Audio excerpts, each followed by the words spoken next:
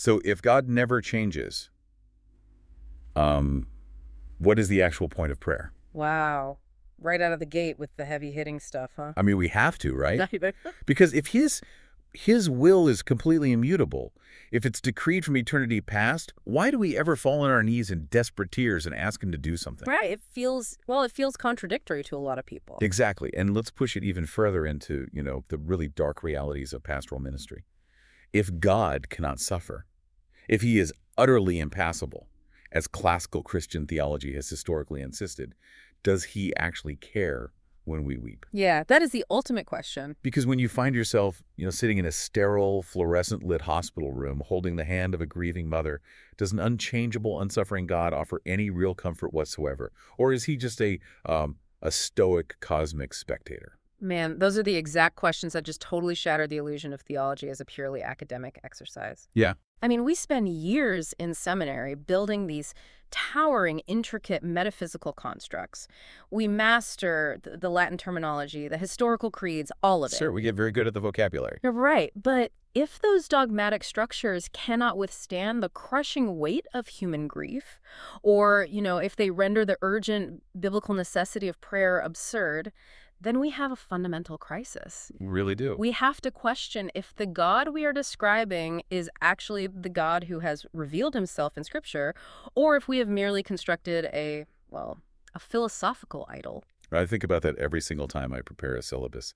For those of you joining this deep dive, you are standing at a really profound theological threshold today. Absolutely. As second-year MDiv students or, advanced ministry practitioners, you already know we cannot afford to skate on the surface of these questions. No, we have to go deep. Right.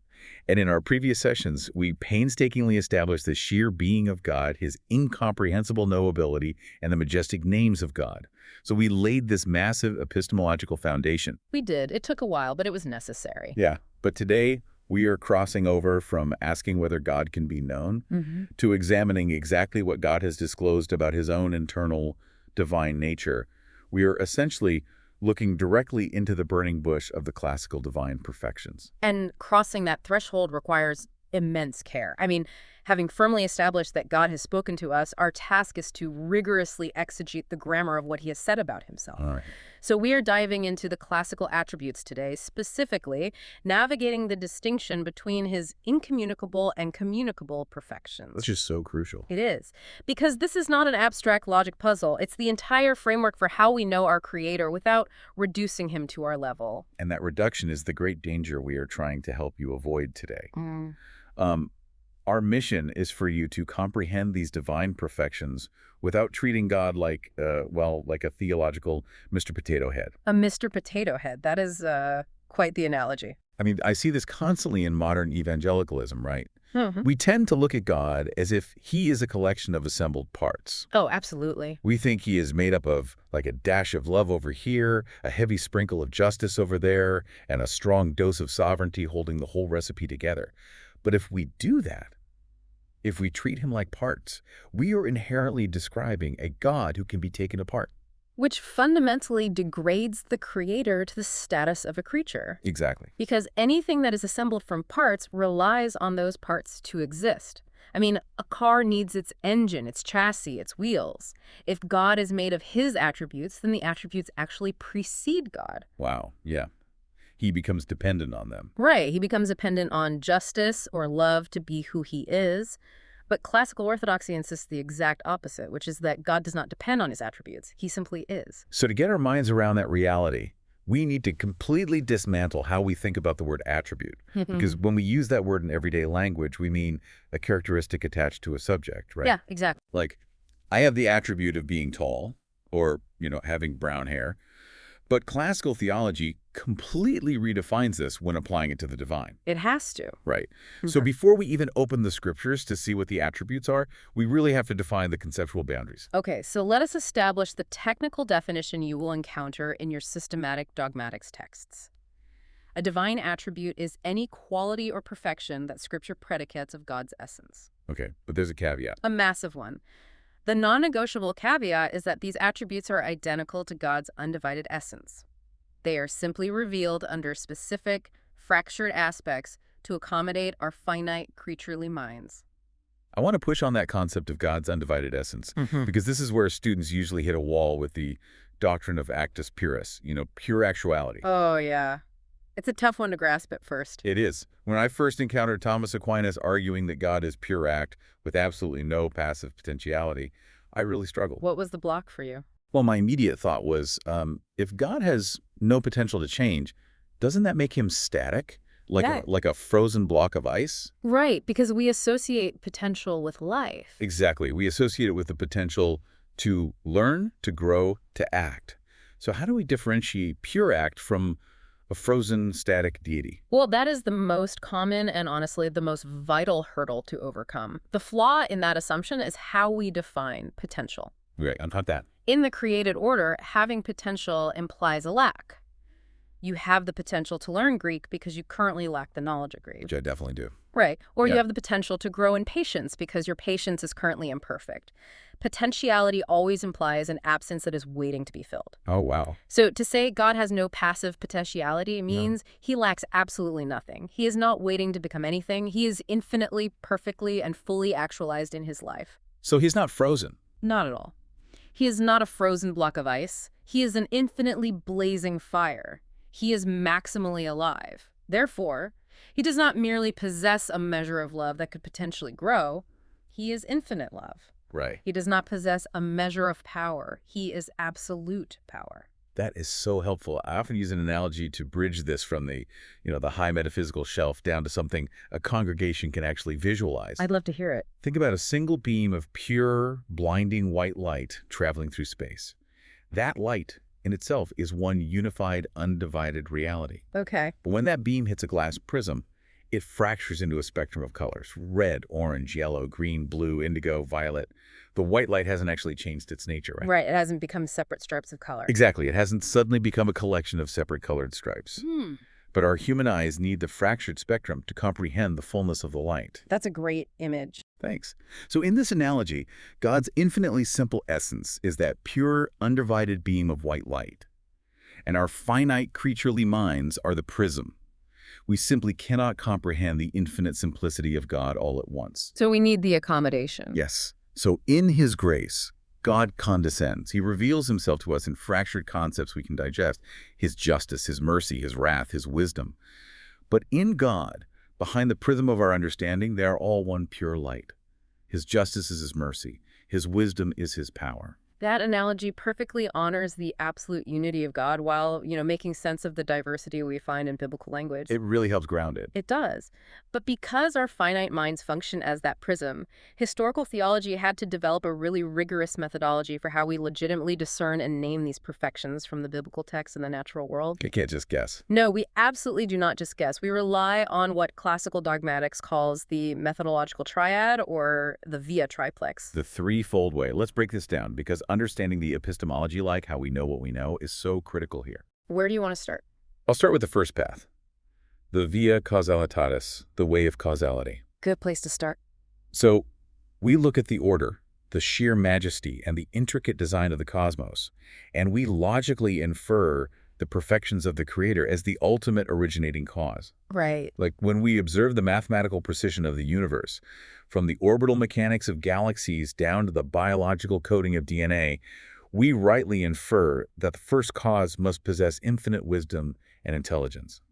The effect always bears the fingerprint of the cause. It does. However, the way of causality has a severe limit. God is not merely a magnified, supersized version of creation. Right, he's not just a really smart cosmic mechanic. Exactly. If we only use causality, we might assume God is just the biggest, smartest being in the universe, rather than the transcendent creator of the universe. So the methodology requires the second path, the via negationis, or the way of negation. Which is the apophatic tradition, which is where we arrive at all those vital im and in prefixes in our theology. We take a creaturely limitation and we aggressively strip it away, denying that it can possibly exist in God. Correct. So humans are finite, bounded by space. Therefore, God is infinite. Humans mutate, decay, and change. God is immutable. Humans are subject to death. God is immortal. It's theological brush clearing. That's a great way to put it. The way of negation is a theological clearing of the brush. We arrive at profound truths about God's majesty by stating definitively what he is not. He is entirely free from all our creaturely boundaries. I always find the way of negation incredibly worshipful, actually, even though it sounds negative. Oh, absolutely. We are so conditioned to define things by what they are, but because God is wholly other, removing our limitations from our concept of him really forces us to our knees. We're left staring into this abyss of perfection. But we don't just stay in the negative. Right. We have the third path, the via eminentia, the way of eminence. This is where we take a communicable perfection, something genuinely good that God has placed in the world, and we elevate it to an infinite, supreme degree in God. Yes. We see human goodness, human justice, a mother's love, and we say God is this, but infinitely, originally, and eternally. Human love is a flickering candle. God's love is the blinding sun. So we have causality, negation, and eminence. They basically act as a theological GPS, triangulating our language about God. That's a helpful way to think about it. And once we extract these attributes from Revelation using this triad, we have to organize them. The confessional standard for categorizing the attributes, the one that will actually anchor your preaching and protect your theology, is the division between incommunicable and communicable attributes. Let us unpack the mechanics of this, starting with the incommunicable attributes. By definition, these are the perfections that belong exclusively to the divine essence. They cannot be communicated or shared with creation. Right. There is absolutely no creaturely analogy for them. Exactly. I am talking about aseity, which is God's self-existence, divine simplicity, being without parts, immutability, unchangeability, impassibility, his inability to suffer passively, and of course, eternity and omnipresence. What is really critical for the student to grasp here is how these incommunicable attributes interlock and necessitate one another. Walk us through that. You mentioned earlier the struggle to explain the mechanics of this.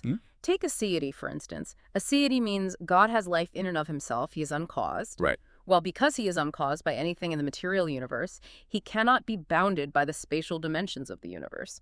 Therefore, aseity logically guarantees his omnipresence.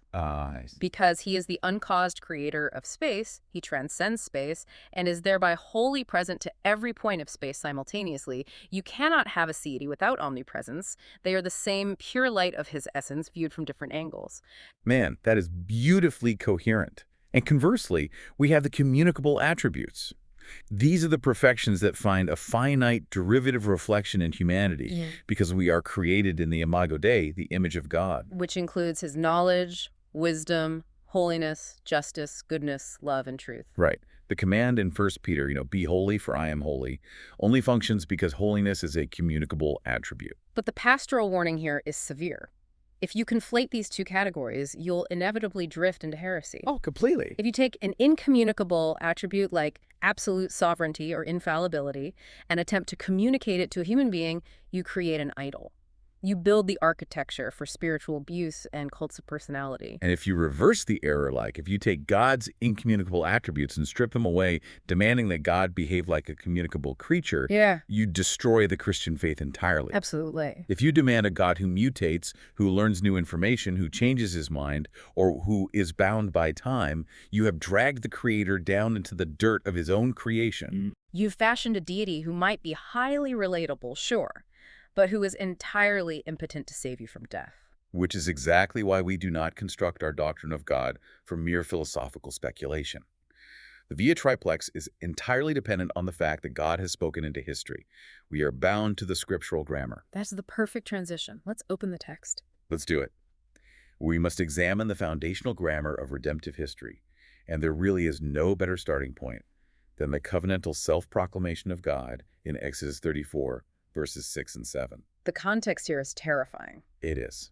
Moses is hiding in the cleft of the rock. Israel has just committed spiritual adultery with the golden calf. The covenant is utterly shattered before Moses even gets down the mountain. Right. Moses intercedes, and God responds by passing before him and declaring his own internal nature. It is the definitive revelation of God's character in the Old Testament. Yahweh proclaims, the Lord, a God merciful and gracious, slow to anger and abounding in steadfast love and faithfulness, keeping steadfast love for thousands, forgiving iniquity and transgression and sin, but who will by no means clear the guilty. The rabbinic tradition calls this the 13 attributes of mercy. But when I exegete this, the overwhelming reality is the breathtaking, almost paradoxical tension here. Oh, completely. On one side, you have this relentless avalanche of communicable grace, The text uses the Hebrew word hesed, steadfast love, covenantal loyalty. Yeah. It is a stubborn, unilateral love that refuses to let go of a rebellious people. He covers every category of human rebellion there. He does. He declares himself patient, forgiving iniquity, transgression, and sin. But then, without even taking a breath, he asserts his uncompromising, terrifying justice. But who will by no means clear the guilty? How do you reconcile unconditional forgiveness with an absolute refusal to clear the guilty? It seems impossible. It is the tension that drives the entire biblical narrative. If God were composed of parts, you could argue that his mercy part was overriding his justice part. Right, the potato head again. Exactly. But because of divine simplicity, his mercy is his justice. If God were only merciful without justice, there would be no moral bedrock to the universe. Evil would just be ignored. And if he were only retributive justice, Moses and the rest of Israel would have been instantly incinerated right there at Sinai. So where's the resolution? The resolution to the Exodus 24 paradox cannot be found in philosophy. It is only revolved on a Roman cross outside Jerusalem. Man. At Calvary, the guilties are emphatically not cleared. Sin is violently, exhaustively judged in the flesh of God the Son, the substitute. God's justice is perfectly satisfied so that his hesed, his steadfast love, can actually flow to thousands. This text proves that our theology must be doxological. When you truly see the attributes of God interlocking at the cross like that, it demands worship. It really does. Let's move from his moral perfections to his absolute being. We look at Psalm 90, verse 2. Before the mountains were brought forth, or ever you had formed the earth and the world, from everlasting to everlasting you are God. We couple that with Isaiah 40.28. The Lord is the everlasting God, the creator of the ends of the earth. He does not faint or grow weary. His understanding is unsearchable. Here we encounter aseity and eternity. Eternitas. God is transcendent over created time. And I want to linger here for a second because we so often misunderstand time. We really do. We treat it like a box. Exactly. We think time is a container that God sits inside of. But time is actually a measurement of change. It is the measurement of matter moving from past potentiality to present actuality and into future potentiality. Right. And because God is actus purus, he does not change. He has no potentiality. He cannot experience time sequentially. He does not have a past he remembers or a future he anticipates. He possesses all of his infinite life in one simultaneous, eternal now. And that brings us right back to aseity. He is uncaused and unoriginated. Everything in your life, your body, your ministry, has a starting point. It has a cause. God does not. Let me push back on that conceptually for the sake of our listeners, because as ministry practitioners, we have to translate this. Sure. I can easily hear a parishioner saying, Pastor, God being uncaused is a really fascinating philosophical concept.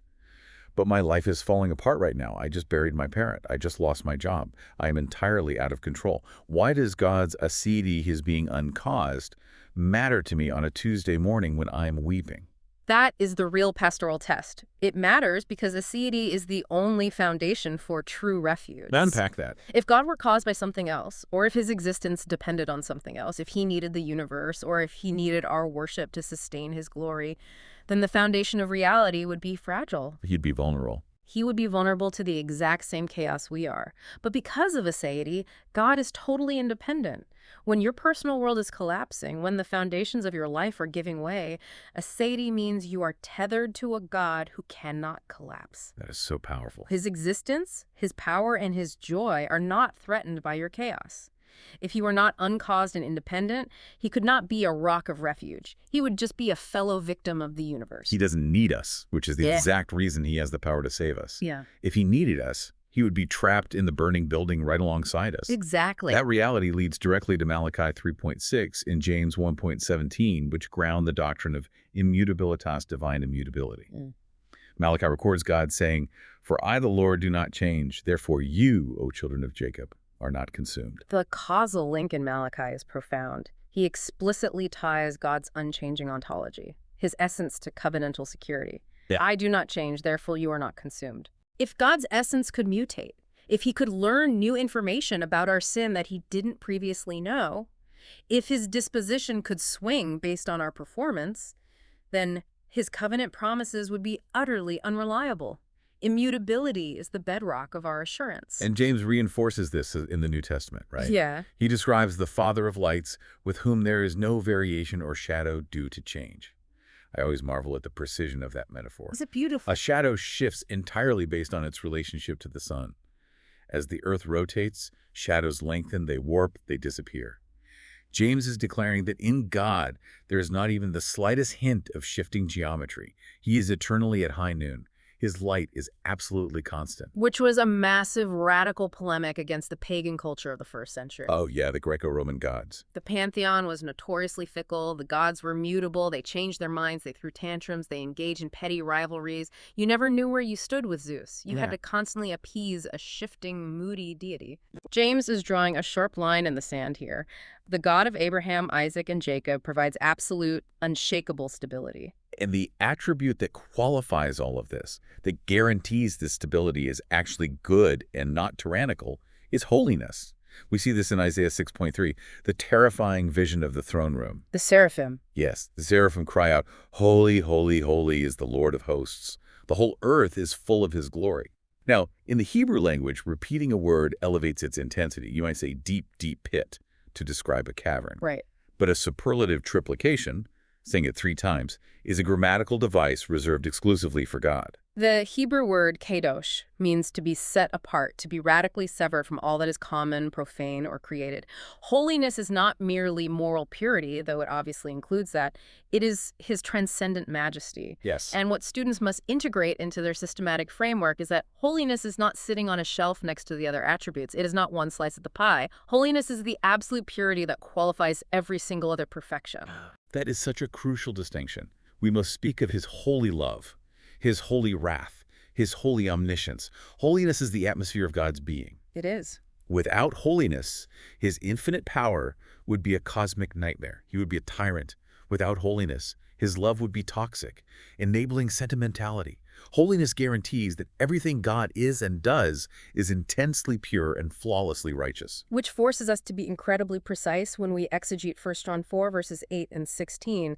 This is arguably the most quoted and honestly most abused text regarding God's nature in our modern culture. God is love. Agape. The cultural redefinition of this text is just staggering. John explicitly says God is love. He does not say love is God. People constantly flip that. All the time. When the modern church flips that equation and says love is God, they fall straight into humanistic pantheism. They take a 21st century culturally conditioned definition of love, which is usually defined as uncritical affirmation or intense emotional attachment, and they superimpose that onto the Almighty. Right, they end up worshiping their own concept of love and attacking God's name to it. So to understand what John actually means, we have to connect theology proper with Trinitarianism. We do. Yep. We have to trace this love back to eternity past, before Genesis 1. Essential divine love is grounded in the eternal intra-Trinitarian communion. Explain that dynamic. The Father, the Son, and the Holy Spirit have existed in an eternity of perfect, dynamic, joyful love. God did not create the universe or humanity because he was lonely and needed an object to receive his love. Right, he wasn't deficient. Exactly. If he needed us to fulfill his love, he would be dependent on us. And that completely transforms how we view creation and salvation. God created out of the superabundant overflow of the infinite, perfectly satisfied love that already existed within the Godhead. That's an overflow, yes. His love for us is not born of his deficiency. It is a gracious, staggering invitation to participate in a relational dynamic that has existed forever. Beautifully said. Let us conclude our scriptural grammar with 1 Timothy 1.17 and 6.1516, which cements the doctrine of divine simplicity. Paul writes, "To the King of the ages, immortal, invisible, the only God," and describes him as dwelling in unapproachable light. Simplicitas. God is uncompounded spirit. He has no physical parts, which is why he is invisible. The unapproachable light speaks to his transcendent perfection and unity. We can't take him apart. No, we cannot dissect him. We cannot reverse engineer him. We can only fall on our faces in awe. But, hearing this immense tension in the biblical grammar, the paradox of Exodus 34, the unapproachable light of 1 Timothy, it makes you wonder, how did the early church protect this from being flattened by Greek philosophers or destroyed by early heretics? They had to fight for it. They did. These texts did not exist in a vacuum. Which brings us to the historical reception of the doctrine. The church fathers didn't invent these attributes. They built doctrinal fortresses to protect the scriptural grammar. We must begin with the patristic era, specifically Augustine of Hippo. In his monumental work, De Trinitate on the Trinity, particularly books 5 and 6, Augustine lays down the unbreakable baseline for divine simplicity in the Western Church. He was fighting a multi-front war, wasn't he? He really was. He was countering the Arians and the Eunomians, who tried to use Greek philosophy to subordinate the Son to the Father, arguing that the Son was a created substance. So Augustine uses Aristotelian categories to defend biblical truth. He makes a crucial distinction between substance and accidents. Right. An accident, philosophically speaking, is a property that can change without altering the core substance of the thing. Yeah. Like, let's use myself as an example. I am a human being. That is my substance. Okay. Let's generously assume I have a measure of wisdom. I have wisdom, but I am not my wisdom. I could suffer a traumatic brain injury tomorrow. I could lose all my wisdom, all my memories, but I would still fundamentally be a human being. My wisdom is an accident, is an added property. And Augustine's masterstroke is declaring that God has no accidents. God is called simple because he is what he has. Wow. Right. If God merely possessed love or wisdom as an added property, he could theoretically lose it. It could diminish. It could fluctuate based on external circumstances.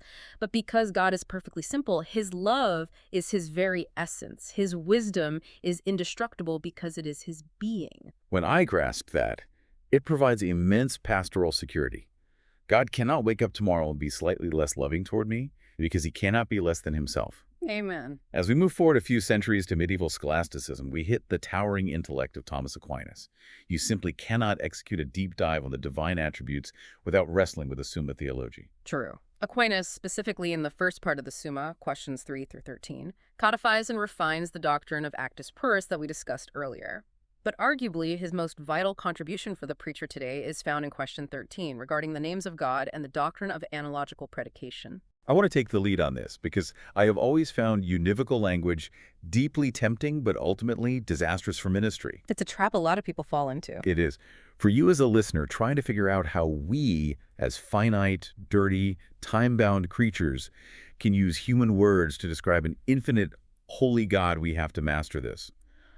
Aquinas breaks language down into 3 categories: univocal, equivocal, and analogical. Walk us through them. If we use univocal language, it means a word has the exact same identical meaning in every single context. If I say, that is a red apple and that is a red car, the word red is univocal. Right. The danger is, if I use univocal language for God and I say, I am a good father and God is a good father, I am saying God's goodness is exactly the same as my goodness. I am dragging God down to my finite, flawed, impatient level.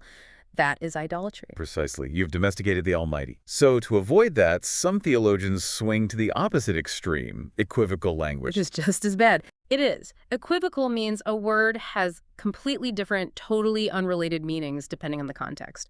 If I say, I swung the baseball bat and the bat flew out of the cave, the word bat is equivocal. Right. 2 totally different things. So if our language about God is equivocal, it means when Scripture says God is good, we have absolutely no idea what good means because his goodness bears zero relation to anything we understand. It leaves us in total agnosticism. We could not know him at all. So univocal drags God down. Equivocal leaves us in the dark. How does Aquinas solve the crisis of language? With proportional analogical predication. Analogical language strikes the middle path. It means the word is used in a related proportional sense, grounded in the reality that God is the absolute exemplar, the source. How does that work in practice? When we say man is good and God is good, there is a genuine, real connection. But the proportion is vastly different. Human goodness is a tiny, derivative, finite shadow of the infinite, unoriginated, perfect goodness of God. Right, because we're made in his image. Exactly. The word doesn't mean the exact same thing, but the meanings are intimately tied together because of the imago Dei. He is the blinding reality. Our goodness is the faint shadow. Which means when I stand in the pulpit and preach about the justice or the love of God, I am speaking truly, even though I'm not speaking exhaustively. Our words are adequate for worship, even if they are not comprehensive of his majesty. Absolutely. As we move into the Reformation and post-Reformation scholasticism, we see a shift in focus. John Calvin, in his Institutes of the Christian Religion, builds on this, but brings a really sharp pastoral edge. Calvin is intensely suspicious of idle metaphysical speculation. He warns the church against trying to pry into the hidden, unrevealed essence of God just for the sake of intellectual curiosity. This is so refreshing. It is. For Calvin, the attributes of God are not revealed for speculative mathematics. They are revealed erga nos toward us. They are accommodated to our capacity for the express purpose of generating piety, comfort, and worship. Theology must serve the church, not just the academy, And you see this pastoral warmth beautifully married to rigorous scholastic theology in the Puritan era. Oh, Stephen Charnock. Yes, Stephen Charnock's 1682 masterpiece, The Existence and Attributes of God, is the gold standard for this. Charnock will take a heavy doctrine like divine omniscience, spend 30 pages systematically dismantling every philosophical objection to it, and then spend the next 50 pages applying it like a surgeon to the conscience of the believer. He really bridges the gap. He does.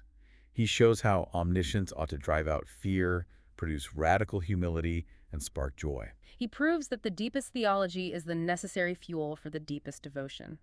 Moving into the modern era, we encounter the Dutch theologian Herman Bavinck. In Volume 2 of his Reformed Dogmatics, Bavinck is fighting a massive battle. Contextualize that for us. He is writing in the late 19th and early 20th centuries, a time when German idealism, Hegelian philosophy, and evolutionary theories are really infecting theology. The academic trend was to view God dynamically, to say that God is developing, learning, and becoming through his interaction with history. And Bavinck just stands like a brick wall against that. Yeah. He fiercely defends the classical distinction between incommunicable and communicable attributes, and he refuses to yield an inch on divine simplicity. Let's hear that quote from him. I love this quote from the source material. If God were not simple, he would not be God. He would be composed of parts, dependent upon a cause outside himself, subject to change and decay. His attributes are not qualities added to his essence, but his essence itself in its infinite richness. Pay attention to that phrase, dependent upon a cause outside himself. That is the kill shot to any theology that denies simplicity. Yeah, it really is. If God is made of parts, who or what put the parts together? Whatever assembled God is greater than God, and that destroys the entire foundation of who God is. But Bavinck's fight against these dynamic, evolving philosophies wasn't just a 19th century anomaly. If we move into the live debates of our current theological landscape, it is the exact same battle, just wearing different clothes. It always comes back around. It does. Which brings us to the application of our 4-level theological taxonomy. For you as a ministry leader, you have to practice theological triage. You must know which hills to die on and which to charitably debate. Let us establish the taxonomy quickly. Level 1 is gospel dogma. These are the essential divine perfections, the Trinity, God's self-existence, his absolute holiness. If you deny these, if you embrace finite godism or pantheism, you step outside the bounds of Orthodox Christianity. You lose the gospel. Right. At level 2. Level 2 is confessional doctrine. This is where denominations draw lines. This includes the debate between classical theism and open or relational theism. Level 3 is theological opinion. These are precise metaphysical models where Orthodox believers disagree, like Molinism versus simple foreknowledge, or the order of the divine decrees. Like supralepsarianism versus infralepsarianism. Exactly. And level 4 represents speculative opinions, which we will bypass today to focus on the heavy hits. The major earthquake in modern theology is happening at level 2. Debate 1, classical theism versus open theism, sometimes called mutualistic theology. This is a huge one. I want to be extremely fair to the open theists here. Theologians like Clark Pinnock, Greg Boyd, and John Sanders are not trying to destroy the Bible. They are trying to solve a genuine pastoral and philosophical problem. What's their core argument? They look at the biblical commands for humanity to respond to God, and they argue that for human freedom to be genuine, specifically libertarian free will, where you have the power of contrary choice, God's knowledge of the future must be open. Right. Their argument relies on reading the biblical narratives of God relenting or showing regret, like with the flood or with King Hezekiah's extended life or the prophecy against Nineveh in Jonah. Exactly. Open theists argue that God dynamically changes in response to human actions. They claim God is highly passible. He feels reactive surprise, sorrow, and disappointment. And crucially, they argue that while God knows all possible outcomes, he does not possess exhaustive, definite foreknowledge of future contingent human choices. He is taking relational risks with us. They argue this makes God more loving. They do. A God who risks, who cries with you in surprise, feels deeply relational to modern ears. But what is the classical Orthodox response? Why is open theism considered so dogmatically dangerous?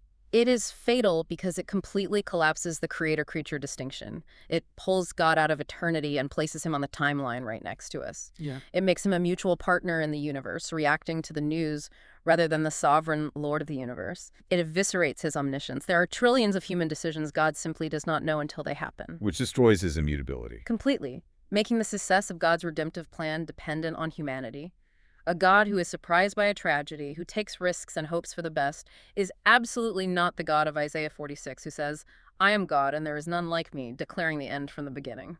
Exactly. Hmm. A risk-taking God might seem empathetic in a counseling session, but he offers absolutely zero guarantee that the story of history ends well. If he couldn't foresee the tragedy, how can I trust him to ultimately conquer it? You can't. This is intimately tied to debate, too. Divine impassibility, impassibilitas Dei. I would argue this is the most misunderstood attribute in the modern church. I would agree.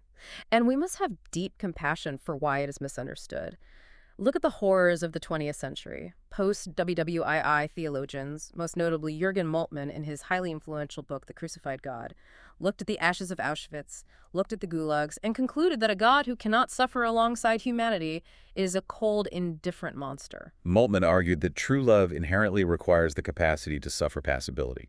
It is a devastatingly profound emotional critique. It is. The logic is, if God truly loves me, he must bleed exactly where I bleed. He must be broken by what breaks me. How does the classical tradition scholars like Thomas Weinedy, Richard Muller, or Stephen Dubie defend impassibility against the charge that it makes God an unfeeling stone? By clearing up a massive, tragic linguistic misunderstanding. Impassibility does not mean God is impassive. It does not mean he is stoic, robotic, or apathetic. Okay, define the term then. In classical theological Latin, a passion means being acted upon from the outside. It means involuntary, passive suffering inflicted upon you by an external force against your will. Let me make sure this is crystal clear. If I walk up and punch you in the arm, you suffer a passion. You didn't choose it. Your body was forced to endure a physical change and a pain inflicted by an external force me. Exactly. To say God is impassible means God cannot be victimized. He cannot be manipulated, diminished, or forced to suffer an emotional or ontological change by his creation. So he's not fragile. Right. He is not emotionally fragile. His mood cannot be ruined by our sin. But, and this is the glorious counter-truth, his love, his mercy, and his compassion are endlessly, infinitely active perfections. They aren't reactions. No, they are not reactive vulnerabilities. God does not wait for you to suffer, feel bad for you, and then summon up a reaction of compassion. His active, red-hot love is already infinitely flowing towards you. He is maximally alive with love, not frozen in apathy. I sometimes picture it like a massive high-voltage power line. If you look at it, it doesn't move. It seems completely still. You might think it's dead. But it is humming with so much dynamic active power that a bird landing on it doesn't change it, diminish it, or affect it in the slightest. That is a phenomenal analogy. Impassibility doesn't mean God doesn't care. It means his care is so infinitely active and powerful that it cannot be exhausted, manipulated, or defeated by the world's brokenness. It really leads us briefly to debate 3, simplicity versus property realism. Modern analytic philosophers like Alvin Plantinga have raised intense philosophical objections to divine simplicity. What's their main concern? They worry that if we say God's attributes are utterly identical to his essence, we are reducing God from a personal being into an abstract object or a mere property. They argue that a person isn't a property, so how can God be his goodness? I understand the philosophical anxiety there. If God equals goodness, and goodness is just a concept, then God is just a concept. How does confessional scholastic theology dismantle that fear? By reminding the philosophers that God is not an abstract concept, a mathematical equation, or a Platonic form.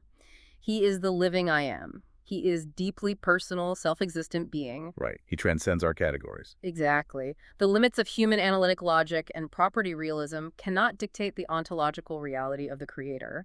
We use concepts to describe him, but his simplicity ensures he remains the uncreated, indivisible Lord of glory, not a collection of abstract properties waiting to be analyzed. This has been heavy, glorious architectural theology. But let's bring this down to the ground. Let's move to the ecclesial and pastoral implications.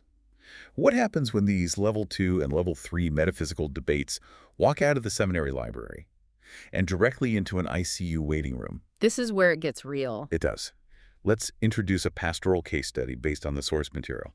We have Pastor Sarah. She has just been called to the local hospital to counsel Mark. Okay.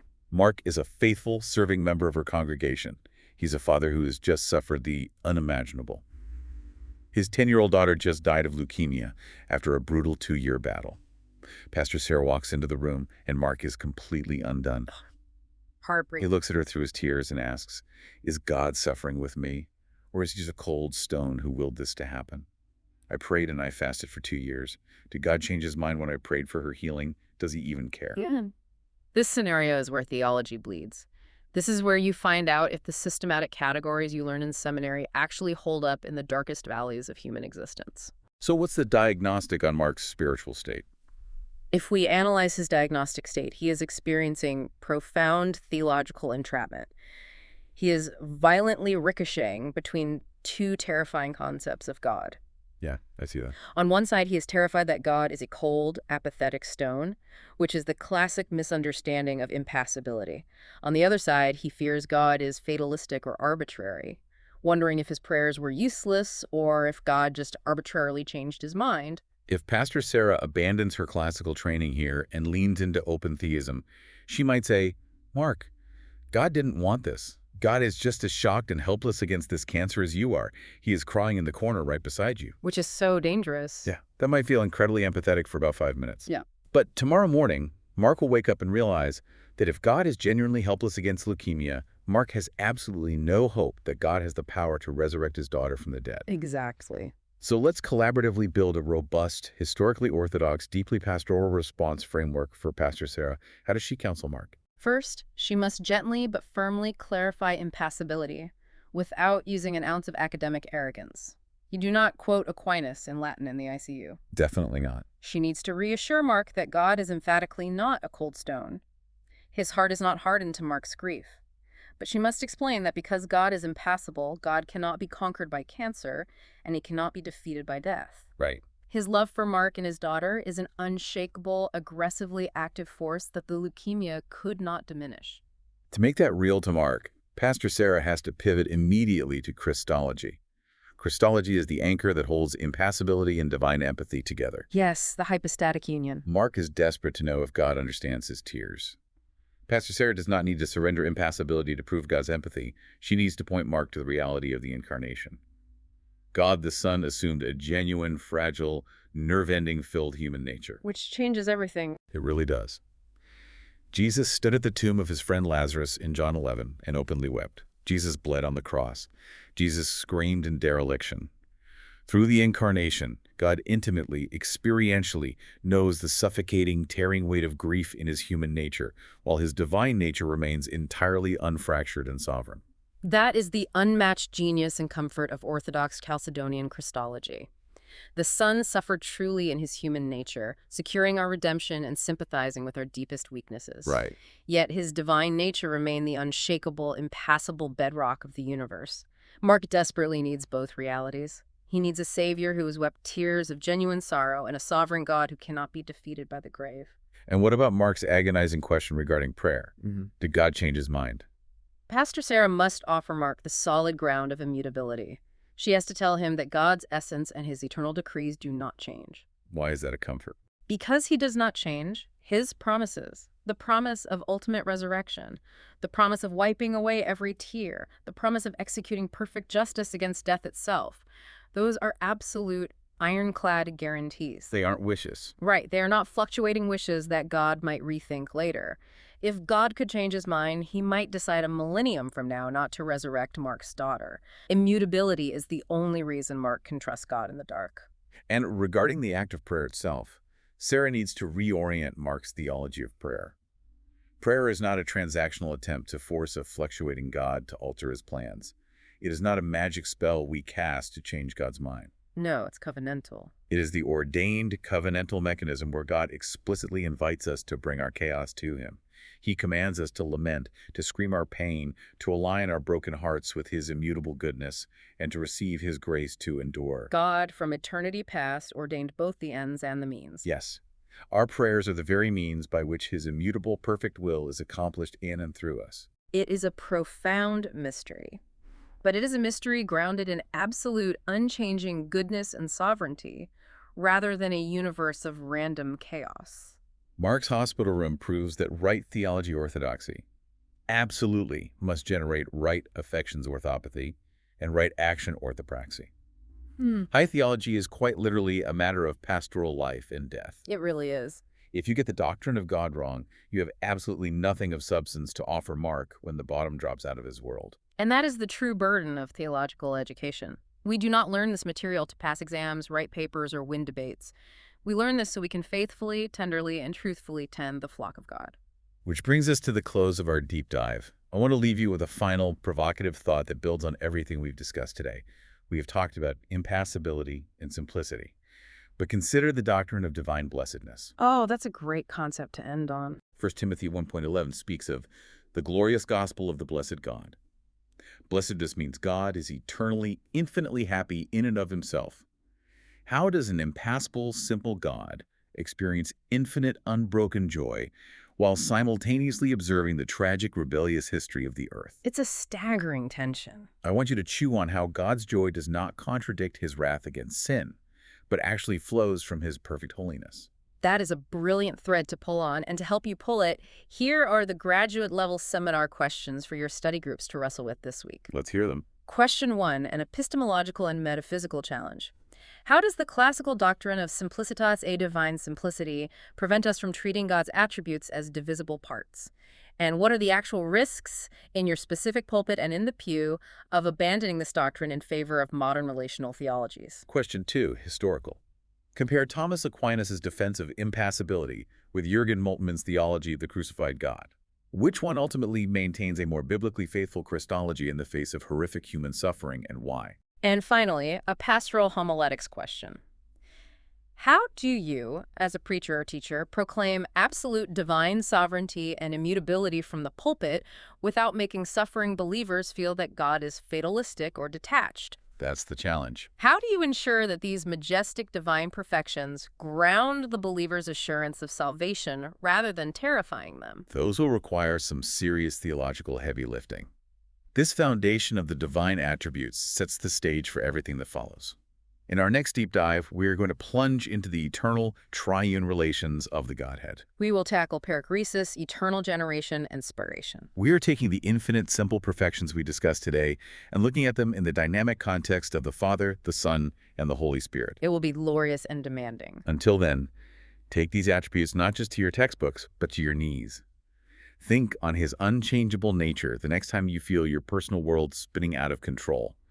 Think on his absolute holiness the next time you approach him in prayer. If God is pure act, purely actualized love, power, and justice, what does it mean that this infinitely perfect being has permanently bound himself to you in covenant?